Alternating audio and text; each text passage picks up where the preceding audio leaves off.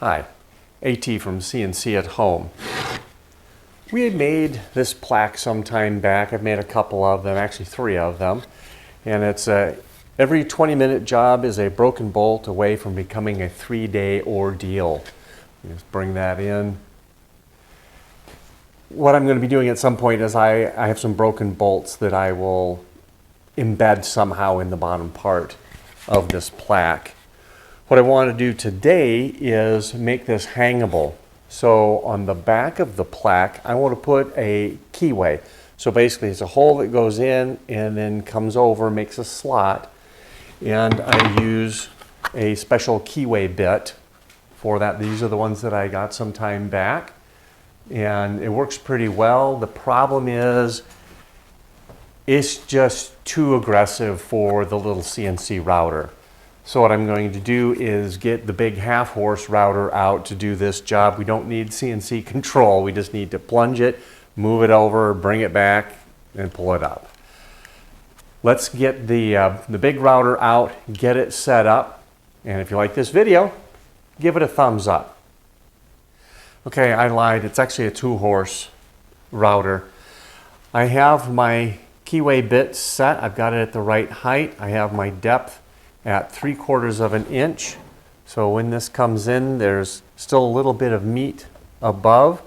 I have my depth set so that it plunges past the bottom of the material, and then the lower part of the keyway then can make its thinner slice. Let me get zoomed in on that.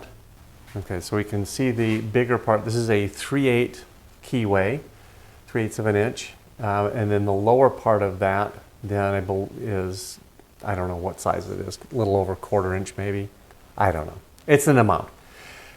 Anyway, the depth will plunge in past the bottom of the material, and then that lower part will cut a thinner groove.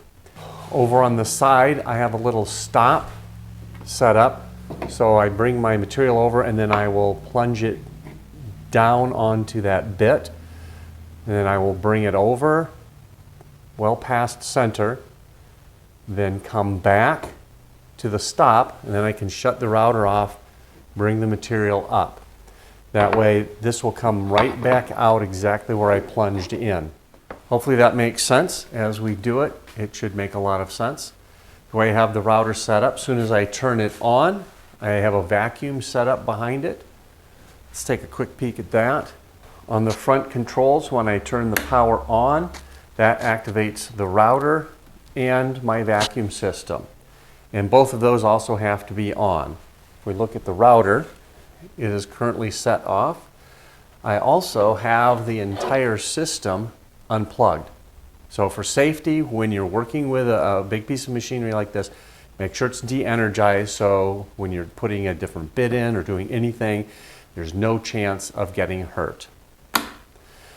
This will have to be turned on. In the back, I have vacuum set up, plugged in here. That is also turned on, so when that main switch in the front gets flicked on, the vacuum comes on and the router comes on. My router table came with this protective hood, so that allows me normally to slide material in. It'll rise up out of the way. In our case, we're going to need to have it up out of the way to begin with, then we'll plunge down. That helps contain all of the sawdust in that area, and it helps keep things from flying out to the operator. I'm going to plug the unit in. I make sure that the master switch is off. I make sure that the router switch is off. Nothing should happen when I plug this in. Nothing does.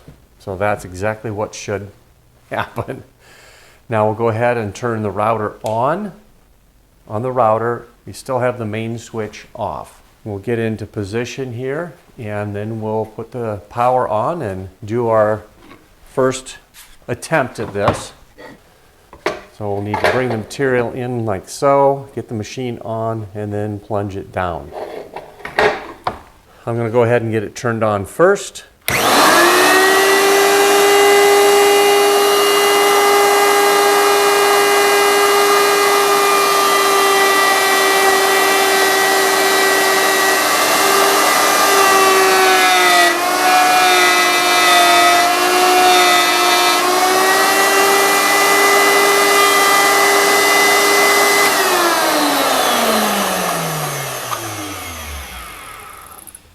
Once it's all shut off, I'll lift it up, bring it out of the way.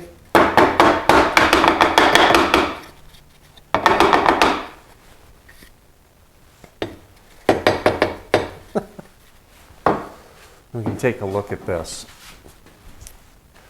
This is my first one. It kind of did what I wanted, sort of, kind of. I maybe have this set a little deep. It's also not straight. I had it wander when I first put it in. It actually pulled away from the rip fence, so I need to make sure to hold that tight against that. Looking at the depth of this, for putting a nail in for hanging, that might be a little too deep. I might want to raise that bit up just a little. We'll turn everything off, unplug the power just to make sure nothing happens. We'll plug it back in and try another one.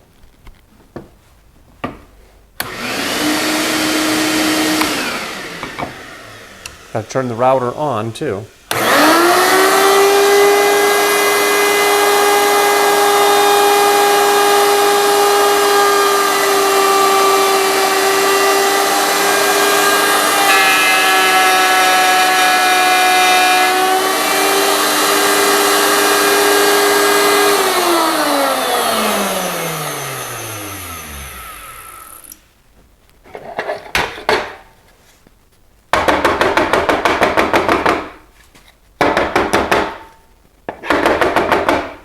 This keyway looks a little better than the last one. The depth still looks pretty good. It looks like there's plenty of meat in there to catch a nail for hanging. This is what we want. We really could bring this a little bit closer to the top edge of the material if we wanted. You can see that that's a little bit closer, still plenty far away from the back of the top of the plaque. This should work just fine. Let's go ahead and do another one. Get our machine plugged in.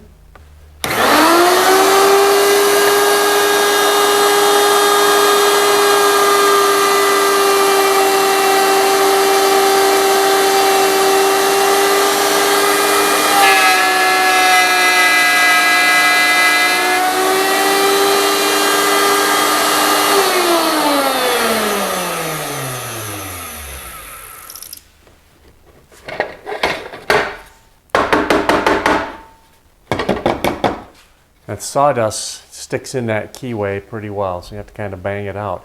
This turned out nicely. We've got a nice keyway across here. Then when you hang this on the wall, you basically put the nail in, you slide it over, and because of the lip on the inside, it'll hook, and then you can get it centered exactly where you need it to balance. So fortunately, this 20-minute project had no broken bolts, and we're all good to go. I hope you enjoyed this video, how to get a keyway into your plaques. If you like this video, give it a thumbs up. It really helps us out. Think about subscribing to the channel if you like our content. Enjoy doing your CNC at home projects. Oops. In preparation for doing some more plaques, I have my 3/8 inch beading router bit in the router table. What I want to do is make a nice decorative edge on all four sides of this blank. This bit basically just gives it kind of a round over, but also a little bit of a shelf. We'll be able to see that once I've run this through here. This isn't a great piece. As you can see, there's some imperfections on here. This was reclaimed wood from, this is red oak, although it's a veneer. This is reclaimed from some kitchen cupboards that were taken out, and these are likely for hinges. Looks like the hinges maybe got changed out once or twice throughout the years. And you can see this on the other side. You can see this little detail on here. This is the front of the cupboard. They were painted at some point, which is too bad because this red oak, I think, would have looked real nice when it was stained. I have this set up. I do have a little bearing on here, so I don't need this back fence, but that'll help me hold it as I come in, it'll start cutting, and then I can ride on that bearing. Actually, I'll probably start in here, have it cut into the bearing so that I can come across, and then I'll do that on all 4 sides, and we'll see how that turns out.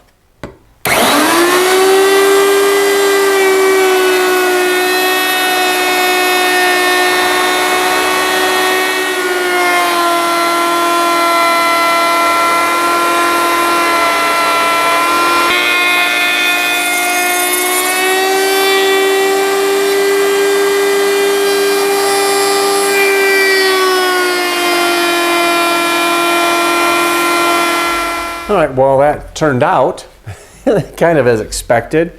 Let's see if we can get in close here so you can see the detail. It just has this little ridge here, then the round over, and then another ridge up here. So that turned out as expected. There's some oddities going on in the material here, so that's unfortunate, but that's the way that the wood was put together. Here you can really see a color difference. There's a piece that apparently was blended in there. Again, this is a red oak veneer. So there's a veneer on this side and a little bit of veneer on this side. This is probably just pine and pieced together.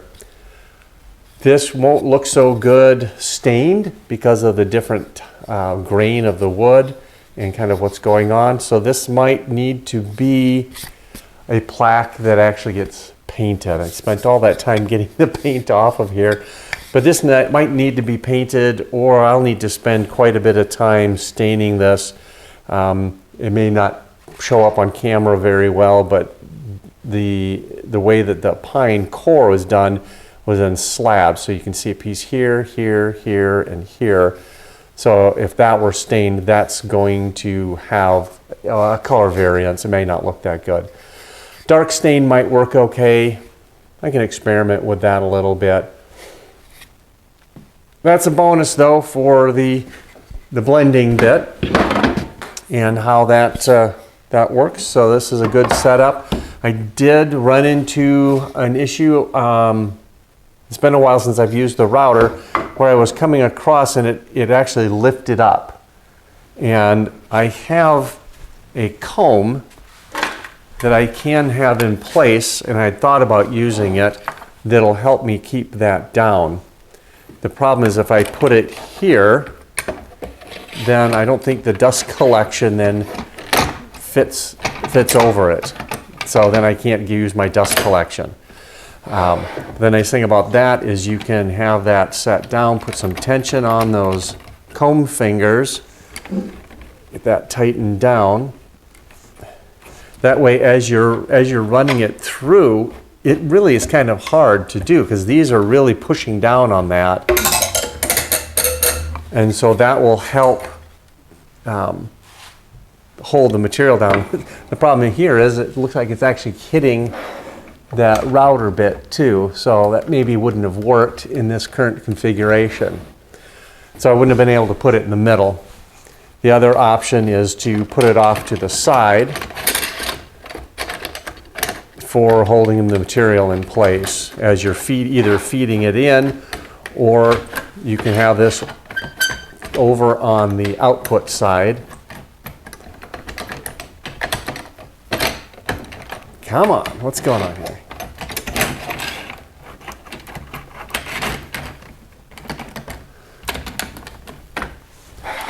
Yeah, you could have this over on the output side to hold as it's coming out of the router. So as you're feeding it in, eventually you'll get to this and that'll help start holding it down. If I had 2 of these, I could put one on either side to help hold the material down. I could bring this in, nope, that's at the end of the rail, so I really can't bring that any closer. So, not sure that comb really would have helped me in this particular case. It's just important to remember that your material can rise up on you. You want to keep your fingers away, obviously, from any spinning bits. I do have it unplugged right now, so I'm 100% confident that this isn't going to start up on me. But You know, make sure you hold the material in place, move it nice and steady, and you'll get a nice little detail on your future plaque. There'll be a little bit of cleanup on this, as there was, no, there'll just be a little bit of cleanup. Bonus material.